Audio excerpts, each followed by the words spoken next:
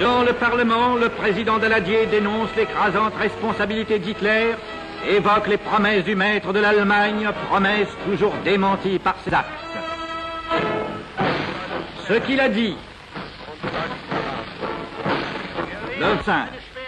Le gouvernement du Reich respectera sans condition toutes les clauses du traité de Versailles, y compris les clauses territoriales.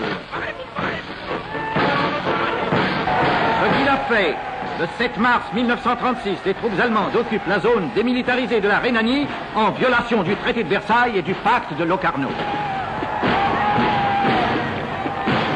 Ce qu'il a dit, le 30 janvier 1934, l'affirmation selon laquelle le Reich aurait l'intention de s'emparer du pouvoir en Autriche est absurde et sans aucun fondement. L'été suivant, il provoque des troubles sanglants en Autriche. Le chancelier Dollfuss est assassiné par les nazis. Ce qu'il a dit le 21 janvier 1935, l'Allemagne n'a pas l'intention de s'immiscer dans les affaires intérieures de l'Autriche, pas plus qu'elle ne veut annexer l'Autriche pour réaliser l'Anschluss. Ce qu'il a fait en mars 1937, les troupes allemandes entrent à Vienne et l'Autriche est annexée. Ce qu'il a dit le 7 mars 1936, nous n'avons pas d'exigences territoriales à formuler en Europe. Nous sommes prêts à conclure un pacte de non-agression avec la Tchécoslovaquie. Ce qu'il a fait en septembre 1938, un ultimatum du Reich exige de la Tchécoslovaquie la cession des territoires sudètes. Ces territoires sont annexés à l'Allemagne à la suite du pacte de Munich.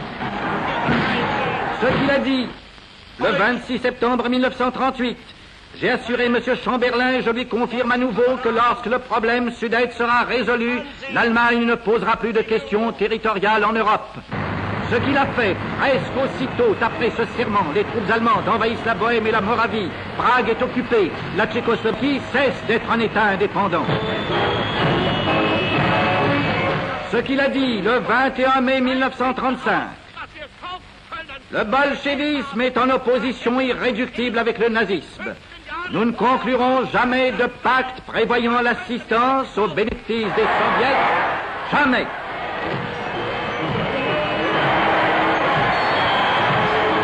Ce qu'il a fait, M.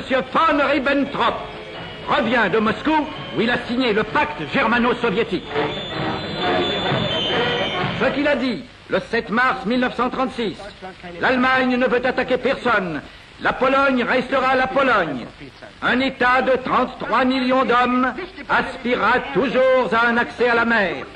Il fallait trouver un chemin conduisant à l'entente. Il a été trouvé. Ce qu'il a fait.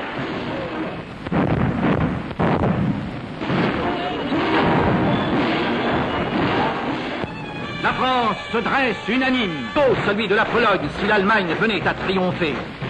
En se joignant à la Pologne, la France défend donc ses propres libertés, en collaboration étroite avec l'Angleterre, dont le premier, s'adressant au peuple britannique, a déclaré: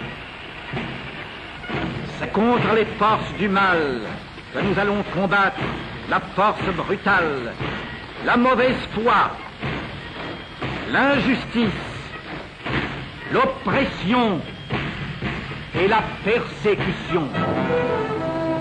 Le président Daladier parle au peuple français.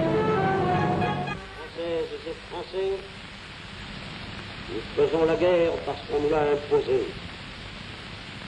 Chacun de nous est à son poste, sur le sol de France, sur cette terre de liberté, où le respect de la dignité humaine trouve un de ses derniers refuges. Vous associerez tous vos efforts dans un profond sentiment d'union et de fraternité pour le salut de la patrie. Vive la France! Allons, enfants de la patrie, le jour de gloire est arrivé. Contre nous, de la tyrannie, l'étendard sanglant élevé. entendez-vous dans les campagnes mugir ces féroces soldats? Ils viennent jusque dans nos bras, égorger nos fils, nos compagnes, aux armes citoyens, formez vos bataillons, marchons, marchons, qu'un sang impur, abreuvent